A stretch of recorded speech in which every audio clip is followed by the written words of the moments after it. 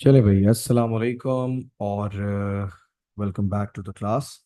आज हम स्टार्ट कर रहे हैं अनसर्टेनिटीज़ के उन रिमेनिंग क्वेश्चंस को जिनको हमने लास्ट टाइम छोड़ दिया था आज के लिए। और आज हम होपफुली अनसर्टेनिटीज़ के टॉपिक की आज आखिरी क्लास आज हमारी। तो जल्दी से जो रिमेनिंग अच्छे अच्छे क्वेश्चंस रह गए हैं वो फटाफट कर लेते हैं। जैसे ये आपके सामने स्क्रीन पे एक क्वेश्चन नंबर 12 है मेरी वर्कशीट का। आइए इस क्वेश्चन को साथ साथ करते हैं। पहले पार्ट में लिखा हुआ है डिफाइन प्रेशर, बताइए प्रेशर क्या होता है। तो देखें, प्रेशर की डेफिनेशन वही लिखेंगे आप जो आपने ओ लेवल में याद की थी। Pressure is force per unit area. क्या होता है pressure? Pressure is force per unit area, right. अच्छा, नेक्स्ट पार्ट में क्या कह रहे हैं? नेक्स्ट पार्ट में कह रहे हैं कि आपके पास एक हॉरिजॉन्टल सरफेस पर एक सिलेंडर रखा है। इस सिलेंडर की आपको कुछ चीजें प्रोवाइडेड है। आपको सिलेंडर का मास प्रोवाइडेड है और आपको सिलेंडर का डायामीटर प्रोवाइडेड है। मास दिया हुआ है 5.09 प्लस माइनस 0.01 kg और डायामीटर दिया हुआ है 9.4 प्लस माइनस 0.1 सेंटीमीटर। पहले पार्ट में आपसे कह रहे हैं calculate the pressure produce by the cylinder. क्या निकालना है आपको? आपको प्रेशर निकालना है। कैसे निकालेंगे आप सिलेंडर का प्रेशर? अब आइए इस पे बात करते हैं। देखो भाई, सबसे पहले तो प्रेशर का फॉर्मूला होता है फोर्स अपॉन एरिया। अब मजे की बात यह है कि ना इन्होंने हमें फोर्स बताई है ना ही एरिया बताया। तो सर, जब हमें फोर्स भी नहीं पता और एरिया भी नहीं पता, हम प्रेशर कैसे निकालेंगे? How can we find the pressure? अब आइए प्रेशर के फॉर्मूला को थोड़ा सा डिराइव करते हैं, थोड़ा सा चेंज करते हैं। कैसे चेंज करेंगे मैं आपको बताता हूँ। सबसे पहले आप क्या करें, ये समझें कि प्रेशर जो फोर्स है ना, फोर्स, ये जो सिलेंडर फोर्स लगा रहा है सरफेस पर, ये फोर्स असल में उसके वेट के बराबर है। जो सिलेंडर सरफेस पर फोर्स लगा रहा है, ये फोर्स दरअसल वेट के बराबर है। और आपको भी पता है फोर्स का फॉर्मूला होता है mg। फोर्स, मैंने क्या कहा, फोर्स किसके बराबर है? फोर्स वेट के बराबर है। और वेट किसके बराबर है? वेट mg के बराबर है। तो देखें, फोर्स की जगह डायरेक्टली आपने क्या सब्स्टिट्यूट कर दिया? आपने सब्स्टिट्यूट कर दिया mg। अच्छा, नीचे लिखा हुआ है एरिया। आपको भी पता है कि इस सिलेंडर की जो बेस है, बेस, बेटा ये बेस एक सर्कुलर बेस है, it is a circle shape base. और हम सबको पता है कि एरिया ऑफ सर्कल का फॉर्मूला होता है पाई आर स्क्वायर। अभी भी एक प्रॉब्लम है। प्रॉब्लम ये कि इस फॉर्मूला में मास आ रहा है और रेडियस आ रहा है, जबकि उन्होंने डेटा में हमें मास दिया हुआ है और डायामीटर दिया हुआ है, रेडियस तो दिया हुआ ही नहीं है। तो मैं अपने फॉर्मूला को चेंज करके डायामीटर की शक्ल में बना सकता हूँ। I can do that. How will I do that? आइए इसको समझते हैं। ये देखो, प्रेशर एज इट इज लिख दिया, mg एज इट इज लिख दिया, पाई एज इट इज लिख दिया। नीचे बचा हुआ है आर। आपको पता है आर जो है ना, रेडियस, रेडियस एक्चुअली बराबर होता है डायमीटर डिवाइडेड बाय 2 के। अगर मैं इसको ओपन करूंगा ये बन जाएगा mg अपॉन पाई। आपको भी पता है कि जब मैं स्क्वायर को ओपन करूंगा ये बन जाएगा डायमीटर का स्क्वायर डिवाइडेड बाय 4।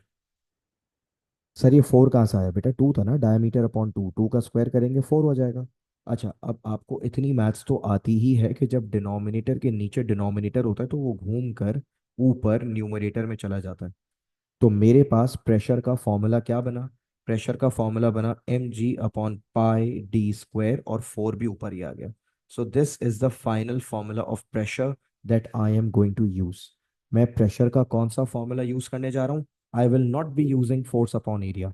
मैं फोर्स अपॉन एरिया वाला फॉर्मूला नहीं लगाऊंगा, बल्कि मैं प्रेशर का फॉर्मूला यूज करूंगा 4 mg divided by pi D square. ये वो फॉर्मूला है जो मैंने अभी अभी आपके सामने बड़ी मेहनत से बनाया।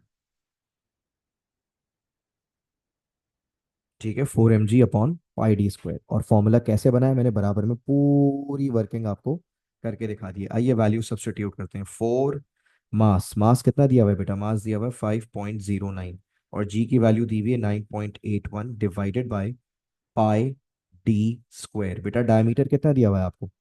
डायमीटर आपको दिया हुआ है 9.4 सेंटी। आपको पता है सेंटी का मतलब क्या होता है? सेंटी का मतलब होता है 10 की पावर -2। अब देखें, मैं यहाँ पर क्या हरकत की है मैंने।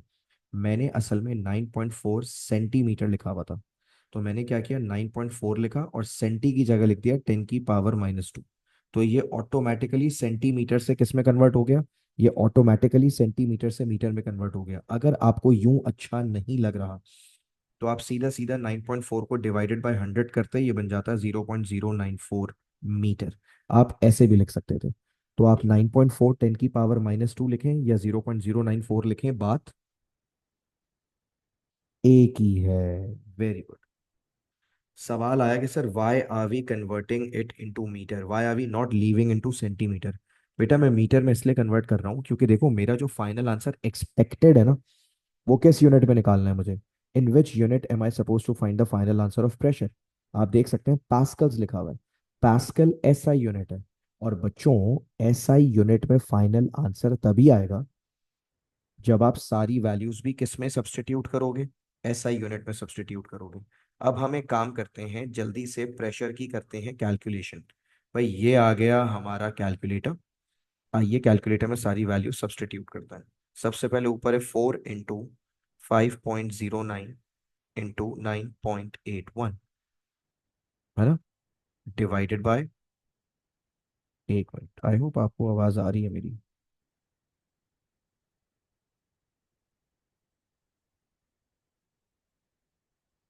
एक minute, but why am I not able to hear it. एक मिनट रुकना बेटा।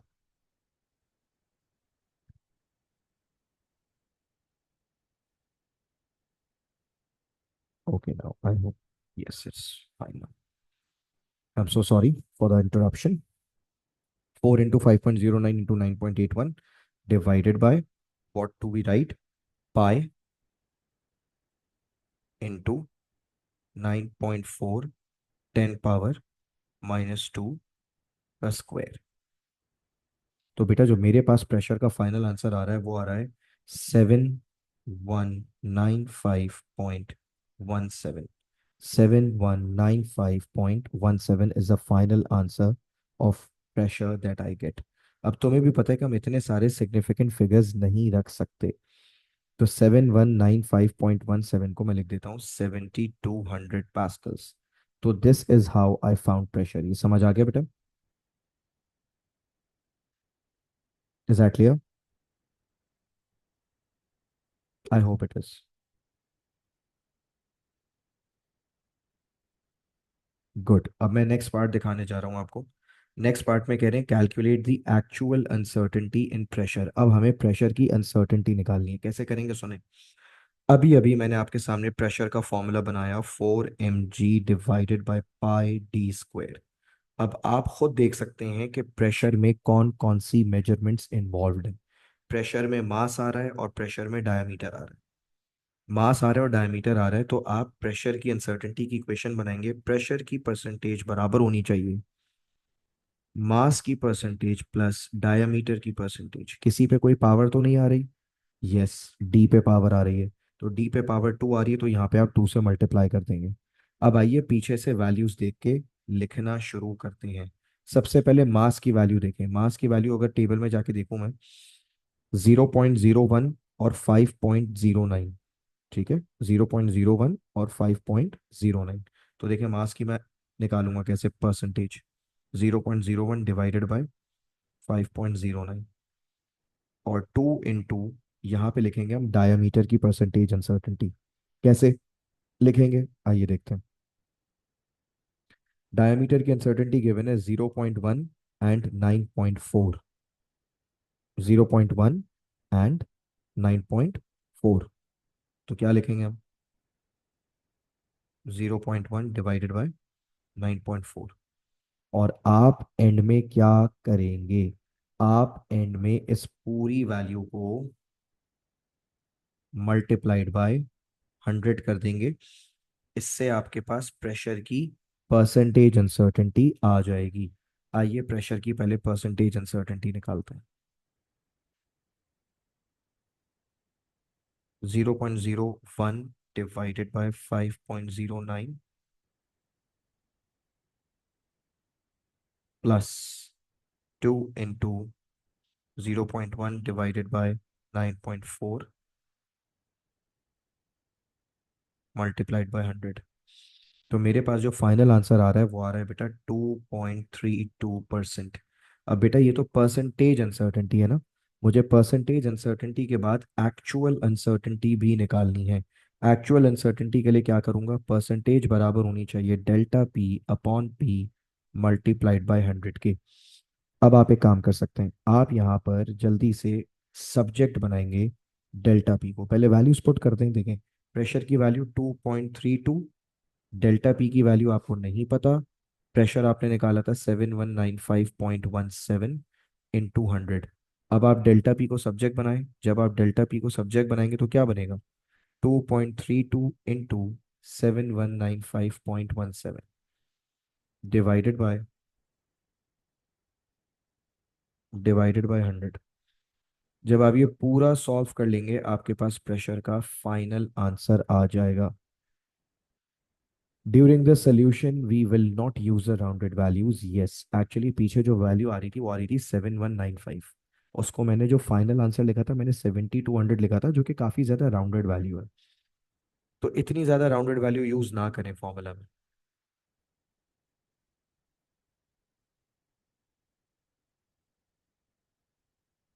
तो जब मैं इसको सॉल्व कर रहा हूँ बेटा, मेरा आंसर आ रहा है 166.9। 166.9 को मैं यहाँ पे फाइनल आंसर लिख सकता हूँ 167। तो देखिए भाई, मेरे पास प्रेशर भी आ चुका है और मेरे पास प्रेशर की अनसर्टेनिटी भी आ चुकी है। फाइनल पार्ट में ये कह रहे हैं कि आप प्रेशर को उसकी अनसर्टेनिटी के साथ एक्सप्रेस करें। तो देखें, अगर मैं प्रेशर को अनसर्टेनिटी के साथ एक्सप्रेस करता हूं, मैं कैसे लिखूंगा? 7195.17 plus minus 167। Is that a right way to write it? Definitely it is a wrong way to write it, क्योंकि आपको भी पता है कि यहाँ पे ये वाली जो वैल्यू होती है ये 1 SF होनी चाहिए। तो 267 को आप 1 SF कैसे लिखेंगे? How will you right it 1 SF? Come on. 167 बन जाएगा 200। और अगर आप इसको 200 बनाएंगे तो देखें ये वाला नंबर भी राउंड टू द नियरेस्ट 100 होना चाहिए। तो इस नंबर को भी राउंड टू द नियरेस्ट 100 करें तो ये बन जाएगा 7200 plus minus 200। And yes, that is the right answer. और ये हो गया हमारा पूरा सवाल। आई होप ये आपको समझ आया होगा। अब मैं करवाने जा रहा हूँ, मैंने उस दिन भी कहा था मैं आपको क्वेश्चन नंबर 15 कराऊंगा, काफ़ी ज़्यादा फेमस है, तो मैं क्वेश्चन नंबर 15 करवाने जा रहा हूँ। ठीक है। और ये बहुत मज़े का सवाल है। ये आ गया आपके सामने स्क्रीन पे question number 15। Let's attempt question number 15 properly. इसको रीड करते हैं पूरा। देखें हमें क्या क्या गिवन है। सबसे पहले तो हमें एक लंबा चौड़ा सा फॉर्मूला गिवन है, V अपॉन टी, यानी कि वॉल्यूम अपॉन टाइम, बराबर है पाई PR4/8CL के। और नीचे आपको क्या क्या गिवन है? नीचे आपको पूरा एक टेबल गिवन है। टेबल में किस किस की वैल्यूज गिवन है आपको? टेबल में आपको गिवन है वैल्यू V/T की, प्रेशर की, R यानी रेडियस की, और L यानी लेंथ की। तो टेबल में आपको ये तमाम वैल्यूज गिवन है। आपको क्या करना है? सबसे पहले तो ये कह रहे हैं कि बेटा C निकालो, फाइंड C। कैसे निकालेंगे C? सी निकालने के लिए सी को हमें क्या बनाना पड़ेगा? सी को हमें सब्जेक्ट बनाना पड़ेगा। अच्छा, यहाँ पे एक बात बहुत इंपॉर्टेंट है नोट करने वाली, जो अक्सर बच्चे यहाँ पे मिस करते हैं। And you are not suppose to miss this detail. ये एक बहुत इंपॉर्टेंट डिटेल है which you should not miss. पता है क्या? तुम नोट करो, वॉल्यूम अपॉन टाइम, इन्होंने एक ही वैल्यू दी हुई है वॉल्यूम अपॉन टाइम की। यानी वॉल्यूम और टाइम ये अलग अलग क्वांटिटीज नहीं है। इन्होंने वॉल्यूम अपॉन टाइम की तुम्हें मिलाकर एक ही वैल्यू दी है ना। और ये सारी वैल्यूज 10⁻⁻⁶ के स्टाइल में लिखनी है तुम्हें। यानी वॉल्यूम अपॉन टाइम की वैल्यू तुम्हें 1.2 नहीं लिखनी, तुम्हें 1.20 × 10⁻⁻⁶ लिखनी है। आप पूछोगे सर ये 10⁻⁻⁶ कहाँ से आया? भाई ये देखो ना, वॉल्यूम अपॉन टाइम के साथ क्या लिखा हुआ है? 10⁻⁻⁶। इसी तरह ये देखो प्रेशर के साथ क्या लिखा हुआ है? प्रेशर के साथ लिखा हुआ है 10⁻³ इसका मतलब समझते हो? इसका मतलब ये, जब तुम आगे जाके प्रेशर की वैल्यू सब्स्टिट्यूट करोगे तो तुम ये थोड़ी लिखोगे 2.50। तुम लिखोगे 2.50 इंटू 10⁻³ इस तरह से लिखोगे बेटा। बात समझ आ रही है? अब आओ सबसे पहले सी निकालते हैं। सी को कैसे निकालें sir? How do we find C?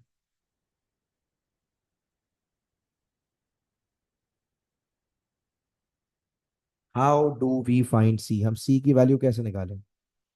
C की वैल्यू कैसे निकालेंगे मैं आपको तरीका बता रहा हूँ, वो बहुत ईजी है। एक एक मिनट एक्सक्यूज मी।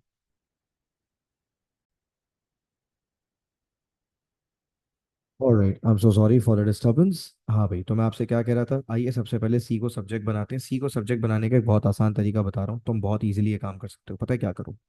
सबसे पहले तो ये जो सी है ना आपका, आप इस सी को उठा के यहाँ भेज दें। ठीक है, ऊपर भेज दें। और ये जो वी अपॉन टी है, इसको आप भेज दें सी की जगह। इस वी अपॉन टी को आप कहाँ भेज दें? सी की जगह। सी को वी अपॉन टी की जगह भेज दें और वी अपॉन टी को सी की जगह भेज दें। तो आपको इक्वेशन कैसी दिखाई देगी? आपको इक्वेशन मैं बता देता हूँ कैसी दिखाई देने वाली है, ये देखिए बेटा। V upon T, sorry, C is equal to pi P R four upon upon eight V upon T L. ये मैंने क्या हरकत की है मैं आपको बता देता हूँ। यहाँ पर मैंने कुछ भी नहीं किया, यहाँ पे सिर्फ और सिर्फ मैंने वैल्यूज रीअरेंज। सी की जगह मैं उसको ले आया, उसको मैंने इंटरचेंज कर दिया। ठीक है, आगे आ जाए भाई। अब वैल्यूज डालना शुरू करें। पाई आ गया। पी, पी क्या दिया हुआ है बेटा? प्रेशर कितना दिया हुआ है देख के बताओ। प्रेशर दिया हुआ है आपको 2.50 10 की पावर 3। बेटा 10 की पावर 3 लिखना मत भूलना, क्योंकि उन्होंने प्रेशर की वैल्यू सारी की सारी 10 की पावर 3 के स्टाइल में दी हुई है। बेटा आगे R की पावर 4 है। आर कितना दिया हुआ है आपको? आर दिया हुआ है मिलीमीटर में, 0.75 मिलीमीटर। बेटा मिली का मतलब होता है 10 की पावर -3। एक्चुअली आपको उसको मीटर में कन्वर्ट करना जरूरी है। ठीक है, मिलीमीटर को मीटर में कन्वर्ट करना जरूरी है। Divided by 8 V upon T. बेटा वी अपॉन टी की क्या वैल्यू दी हुई है आपको? वी अपॉन टी की वैल्यू दी हुई है आपको 1.20 10 की पावर -6। और लेंथ की क्या वैल्यू दी हुई है बेटा आपको? लेंथ की वैल्यू दी हुई है आपको 0.250। जब आप ये पूरा सॉल्व कर लेंगे, आपके पास सी आ जाएगा। करो, स्टार्ट करो, सॉल्व करना शुरू करो।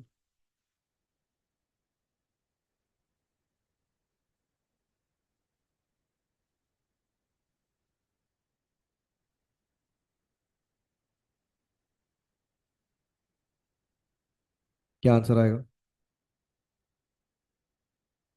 आइए इसको सॉल्व करते हैं। सबसे पहले है मेरे पास पाई इंटू प्रेशर की वैल्यू है 2.5 10 पावर 3 इंटू आर की वैल्यू है 0.75 एक्सपोनेंट -3 की पावर 4 डिवाइडेड बाय, नीचे है 8 इंटू वी अपॉन टी की वैल्यू है 1.20 एक्सपोनेंट -6 इंटू, ओ मैंने 0.20 लिख दिया, सॉरी।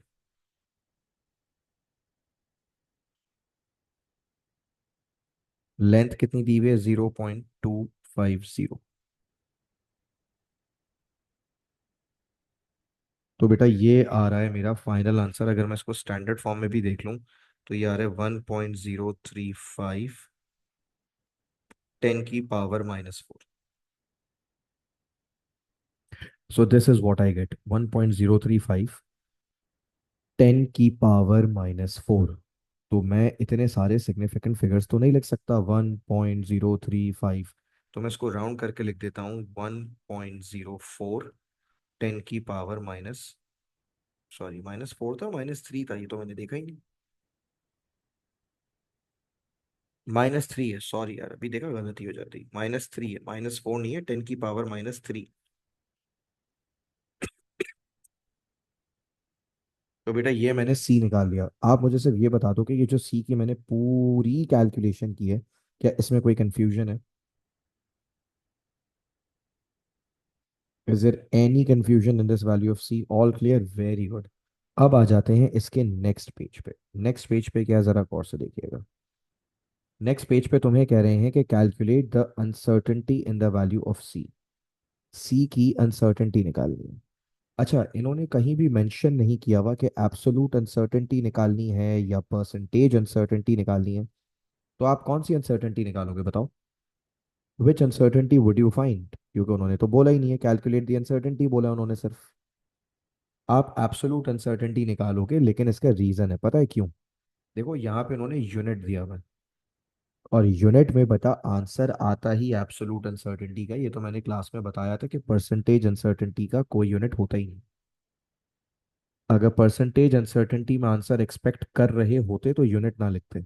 वो डेफिनेटली आंसर एब्सोलूट अनसर्टेनिटी का ही एक्सपेक्ट कर रहे हैं, तभी उन्होंने आपको यहाँ पे यूनिट लिख के दिया भाई। अब आ जाओ जरा आगे।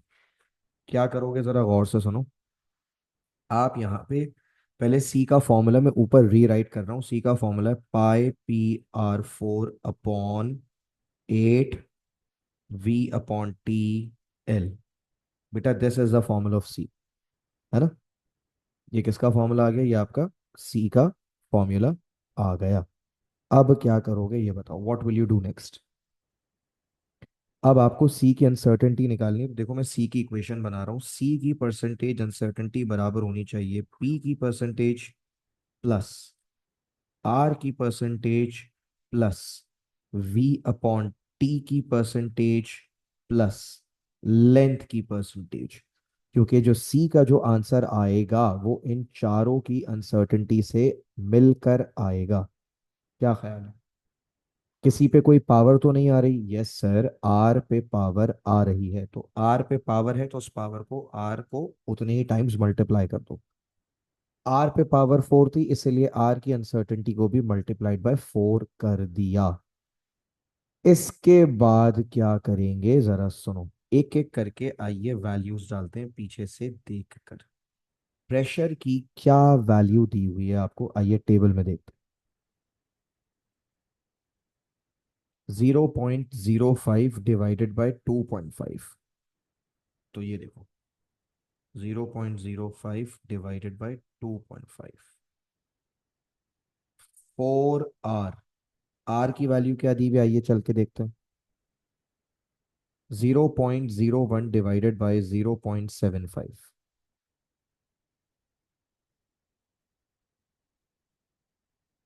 इसी तरह V/T की वैल्यू क्या दी हुई है आपको, 0.01 डिवाइडेड बाय 1.20।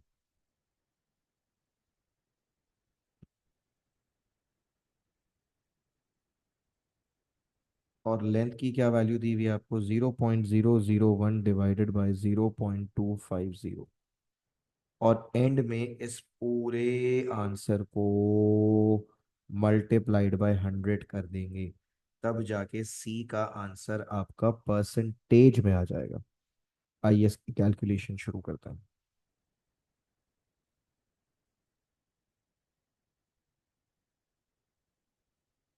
0.05 divided by 2.50।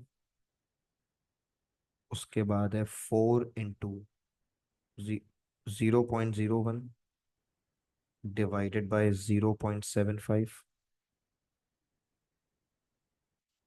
आगे है 0.01 डिवाइडेड बाय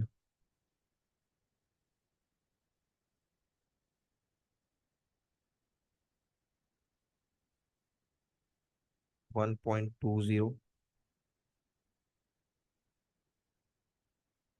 आगे है 0.001 divided by 0.250 multiplied by 100। Final answer आ रहा है 8.566। 8.57 कर दीजिए इसको। तो बेटा ये तो आ गई आपकी परसेंटेज अनसर्टेनिटी। जब परसेंटेज आई है तो एब्सोलूट कैसे आएगी। एब्सोलूट के लिए आपको वही काम करना पड़ेगा। क्या काम करना पड़ेगा, C% बराबर होना चाहिए ΔC/C × 100 के। आइए वैल्यू सब्सटीट्यूट करते हैं। 8.57 इज इक्वल टू ΔC/C कितना निकाला था बेटा, सी हमने निकाला था 1.04 10⁻³ इंटू 100। जब आप डेल्टा सी को सब्जेक्ट बना के आंसर निकालेंगे, मैं डायरेक्ट आंसर निकाल रहा हूँ क्योंकि मेरे पास स्पेस कम है, इसलिए मैं थोड़े से स्टेप्स बचा रहा हूँ। क्या करूँगा, 8.57 इंटू 1.04 10⁻³ डिवाइडेड बाई 100। तो मेरा जो फाइनल आंसर आ रहा है, ओहो, फाइनल आंसर को बेटा मैं 10⁻³ के स्टाइल में लिख लूँ, क्योंकि क्योंकि सी भी 10⁻³ था ना।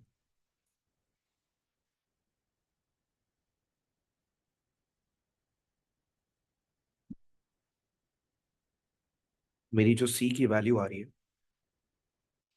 वो आ रही है 10 की पावर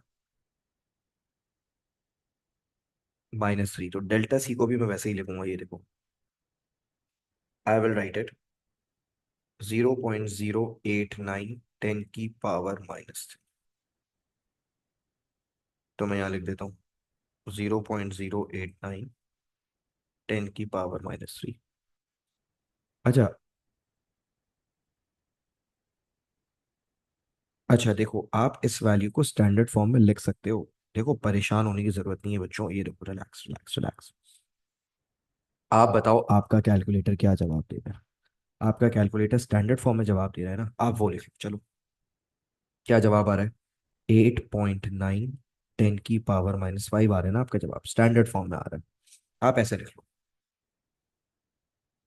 मुझे स्टैंडर्ड फॉर्म से कोई प्रॉब्लम नहीं है, लेकिन ये एक मसला आगे आएगा। आगे पता है क्या मसला आएगा? देखो, तुम्हें एंड में लास्ट पार्ट में क्या कह रहे हैं? लास्ट पार्ट में तुमसे कह रहे हैं कि बेटा आप सी की वैल्यू को उसकी अनसर्टेनिटी के साथ लिखो। अब सी की वैल्यू को आप अनसर्टेनिटी के साथ कैसे लिखोगे? सी की वैल्यू 10 की पावर -3 में आ रही थी। तो आप पता है यहाँ पे क्या करो, आप इस नंबर को 10 की पावर -3 में भी लिख लो, 0.089 10 की पावर -3। इससे फायदा क्या होगा?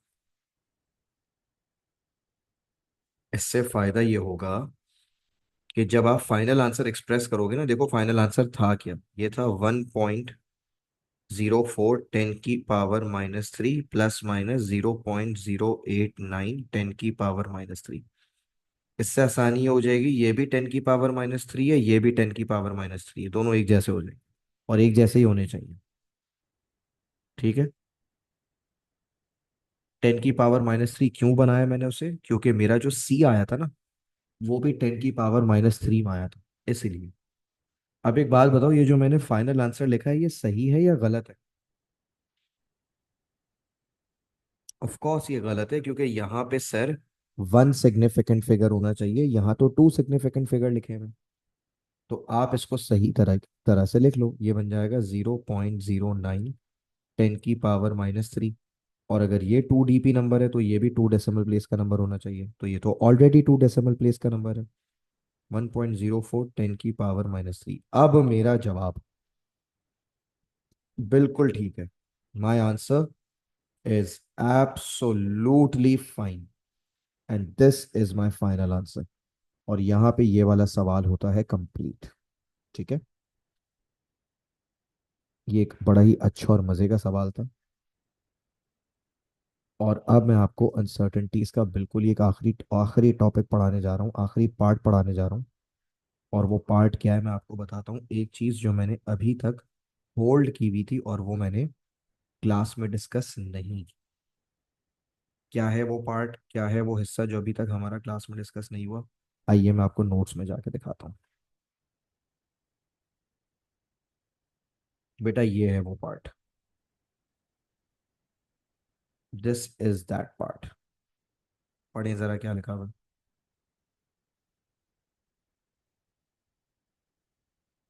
यहाँ पे असल में मुख्तलिफ चीज़ों की अनसर्टेनिटी निकालने के तरीके बताए हुए हैं कि अगर आपको रीडिंग की अनसर्टेनिटी निकालनी है तो आप कैसे निकालेंगे, अगर आपको मेजरमेंट की अनसर्टेनिटी निकालनी है तो आप कैसे निकालेंगे, अगर आपको रिपीटेड डेटा की अनसर्टेनिटी निकालनी है तो आप कैसे निकालेंगे, और अगर आपको डिजिटल रीडिंग की अनसर्टेनिटी निकालनी है तो आप कैसे निकालेंगे। ये चारों तरीके आज हम पढ़ेंगे। ठीक है भाई। We are going to talk about these 4 methods.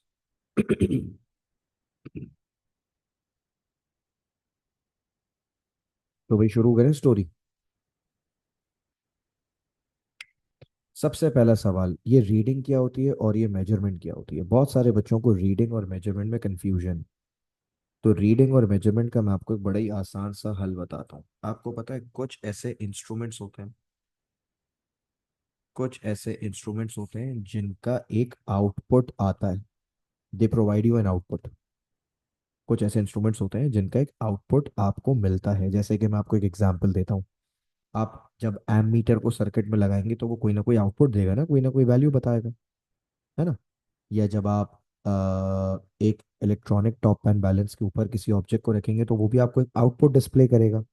ऐसे इंस्ट्रूमेंट्स जो आउटपुट बताएं, आउटपुट दिखाएं, उनकी वैल्यू को आप कहते हैं रीडिंग। क्या कहते हैं? रीडिंग। और ऐसे इंस्ट्रूमेंट्स जो कोई आउटपुट प्रोवाइड नहीं करते, नो आउटपुट, कोई आउटपुट प्रोवाइड नहीं करते, उनसे निकाली हुई वैल्यू को आप कहते हैं मेजरमेंट। जरा समझें। ऐसे इंस्ट्रूमेंट्स जो आउटपुट प्रोवाइड करते हैं उनकी वैल्यूज को आप कहते हैं रीडिंग। और ऐसे इंस्ट्रूमेंट्स जो आउटपुट प्रोवाइड नहीं करते उनकी वैल्यूज को आप क्या कहते हैं? उनकी वैल्यूज को आप कहते हैं मेजरमेंट। तो ये बात समझ आ गई? So what is reading and what is measurement, is that clear? Instruments which give you an output, उनकी वैल्यू कहलाती है रीडिंग। और instruments which do not give you any output, उनकी वैल्यू कहलाती है मेजरमेंट। मैं काम करता हूँ, मैं आपको एक छोटी सी ना एक एक्सरसाइज करवा देता हूँ। ठीक है? जैसे ये देखिए, I am going to show you some pictures, और आपको पिक्चर से हम बताएंगे कि कौन से इंस्ट्रूमेंट्स मेजरमेंट बताते हैं और कौन से इंस्ट्रूमेंट्स रीडिंग बताते हैं। जैसे कि भाई ये एक मीटर रूल है। आपको पता है मीटर रूल को जब आप इस्तेमाल करते हैं, does it give you any output? Metre rule कोई आउटपुट नहीं देता, है ना? तो जब मीटर रूल कोई आउटपुट नहीं देता तो मीटर रूल से निकाली हुई वैल्यू कहलाएगी measurement. It will be a measured value. ठीक है, मेजरमेंट। लेकिन मैं आपको एक और इंस्ट्रूमेंट दिखाता हूँ। ये देखें, ये मैंने क्या सर्च किया है। आपको पता है ये क्या है? ये एक इलेक्ट्रॉनिक टॉप एंड बैलेंस है। अगर इलेक्ट्रॉनिक टॉप एंड बैलेंस के ऊपर आप कुछ रखेंगे तो वो आपको एक आउटपुट देगा, it will give you an output. तो इससे निकाला हुआ answer will not be called a measurement, it will be called a reading. ये कहलाएगा भाई इस इंस्ट्रूमेंट की रीडिंग है। So we can say calculated values are reading. No, calculated values are not readings. Output of the instruments are called readings. ठीक है? जैसे ये देखें, मैं आपको एक इंस्ट्रूमेंट दिखा रहा हूँ। ये क्या है आपके सामने? What is this? ये बेटा एक वोल्ट मीटर है। जब आप वोल्ट मीटर को सर्किट में कनेक्ट करते हैं, ये वोल्ट मीटर आपको एक आउटपुट प्रोवाइड करता है। ये जो कांटा है ना, कांटा, the needle moves on the scale and it gives you an output. तो इससे निकाला हुआ जवाब भी क्या कहलाएगा? इससे निकाला हुआ जवाब भी रीडिंग कहलाएगा। क्यों? क्योंकि this instrument is giving you an output which you are going to read. ठीक है? तो जो इंस्ट्रूमेंट्स आउटपुट देते हैं उसे हम रीडिंग कहते हैं। या मैं एक और दिखाता हूँ, ये देखो।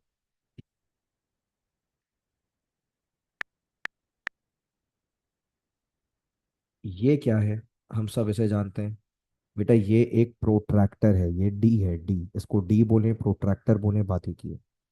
ये क्या करता है हमें? क्या ये हमें कोई आउटपुट देता है? जब हम इसको रखते हैं, does it give us any output? No. तो इससे निकाला हुआ आंसर कहलाएगा मेजरमेंट। तो भाई देखें, फर्क है। रीडिंग अलग चीज है, मेजरमेंट अलग चीज है। जिस इंस्ट्रूमेंट्स के आउटपुट होते हैं वो हमें रीडिंग देते हैं। जिस इंस्ट्रूमेंट के आउटपुट नहीं होते वो हमें मेजरमेंट देते हैं। अब देखें, यहाँ पे कुछ रूल्स बताए हुए हैं। अगर रीडिंग का आपको अनसर्टेनिटी लिखनी है, if you want to write the uncertainty in a reading, how do you do that? लिखा हुआ है plus minus half of the smallest division. ठीक है? और अगर आपको मेजरमेंट की अनसर्टेनिटी लिखनी है, आप क्या करेंगे? आप करेंगे plus minus of the smallest division. अब ये दोनों क्या चीजें हैं? मुझे यकीन है कि ये पढ़कर इतने आसानी से आपको अभी समझ नहीं आ रही होंगी। तो हम एक काम कर लेते हैं, परेशान होने की बिल्कुल भी जरूरत नहीं है।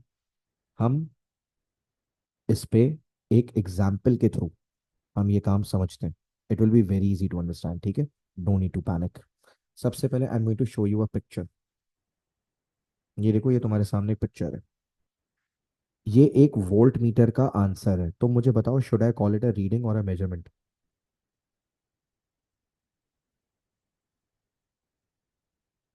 Of course that is a reading. ये बिल्कुल, ये एक रीडिंग है, क्योंकि ये इंस्ट्रूमेंट आपको एक आउटपुट बता रहा है जिसको आप रीड करोगे।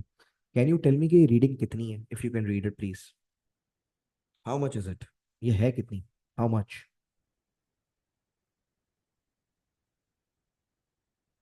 How much is it?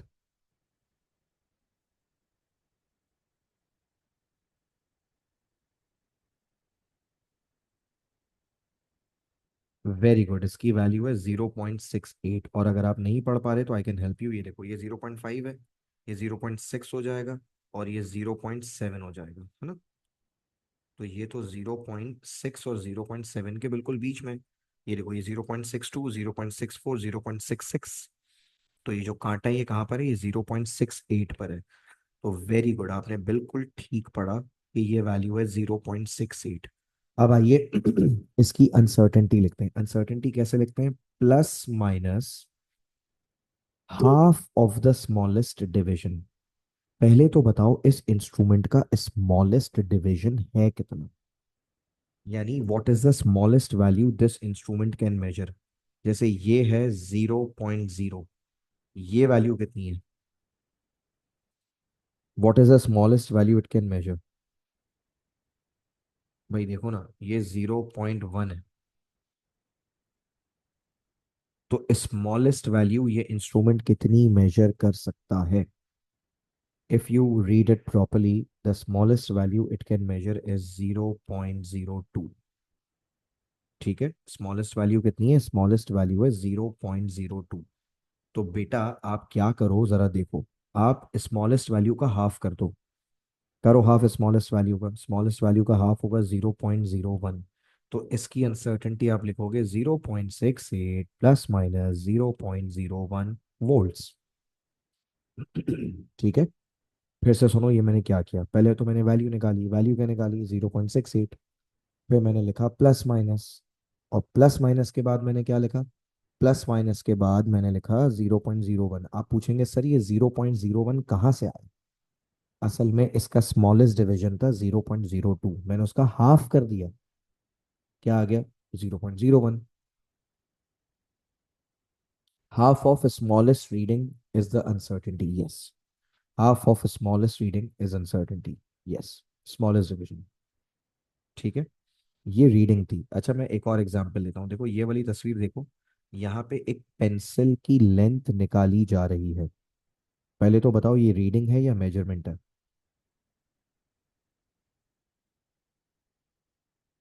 ये एक मेजरमेंट है। वेरी गुड, क्योंकि बेटा रूलर है ना, रूलर।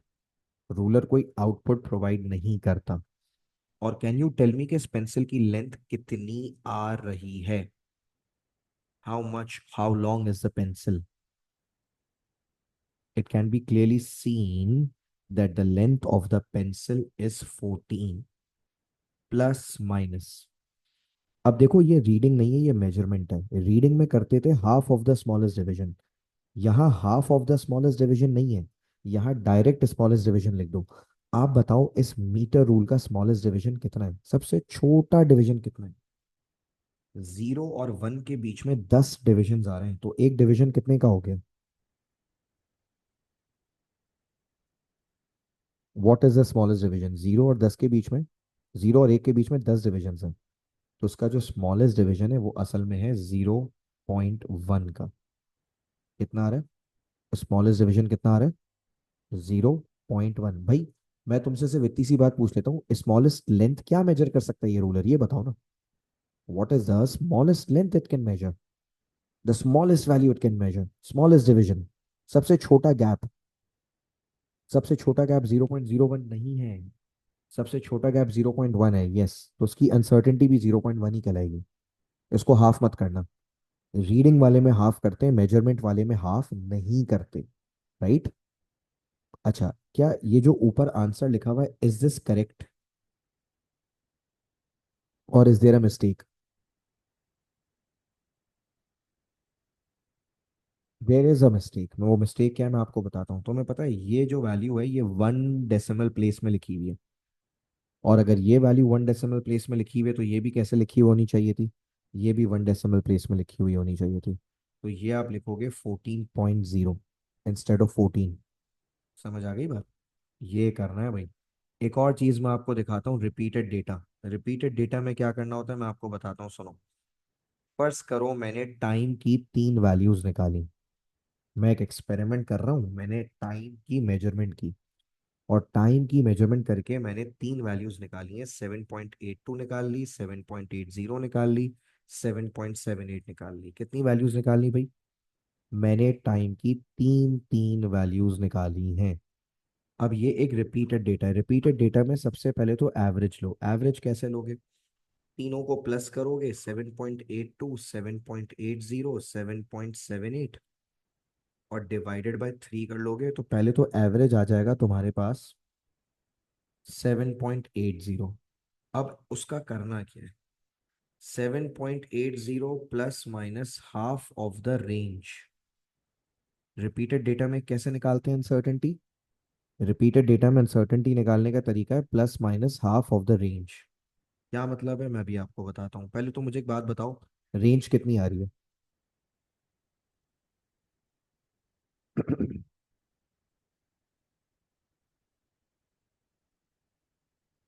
डोंट वरी, सुनो, इजी करते हैं। देखो तुम्हारे पास रिपीटेड डेटा है। रिपीटेड डेटा का मतलब you have three values of time. तुमने टाइम को तीन बार मेजर किया। क्या क्या वैल्यूज आ रही है टाइम की, एक बार नीचे टेबल में देखो।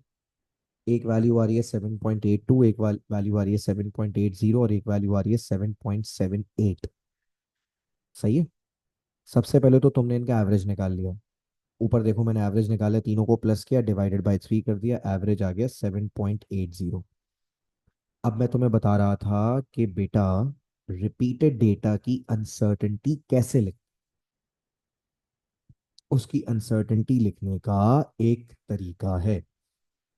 आप वैल्यू लिखें और प्लस माइनस के साथ हाफ ऑफ द रेंज लिखते हैं। सर ये हाफ ऑफ द रेंज क्या होता है? अभी बता देते हैं आपको हाफ ऑफ द रेंज। आप बताइए, जो आपने वैल्यूज मेजर की हैं इनमें सबसे छोटी वैल्यू कौन सी है? आप बोलेंगे सर 7.78। और मैं पूछूंगा सबसे बड़ी वैल्यू कौन सी है? आप बोलेंगे 7.82। तो 7.78 और 7.82 का डिफरेंस कितना है? रेंज कितनी है? What is the range? 7.78 और 7.82 का रेंज कितना है? दोनों को माइनस कराएं, आंसर आएगा 0.04। क्या आंसर आएगा? 0.04। उस रेंज का हाफ करें। उस रेंज का हाफ करें। हाफ करेंगे तो आंसर आएगा 0.02। And that is your final answer. तो मैंने आपको क्या सिखाया, फिर से सुनो। What did we learn here? हमने ये सीखा कि अगर हमारे पास रिपीटेड डेटा होगा, if we have a repeated data, तो हम क्या करेंगे? हम प्लस माइनस के साथ रेंज का हाफ लिखेंगे। Half of the range. Clear हो गया? That is how we write uncertainty. अच्छा, अब यहां पर हमारी अनसर्टेनिटी का टॉपिक होता है खत्म। So let's end the class.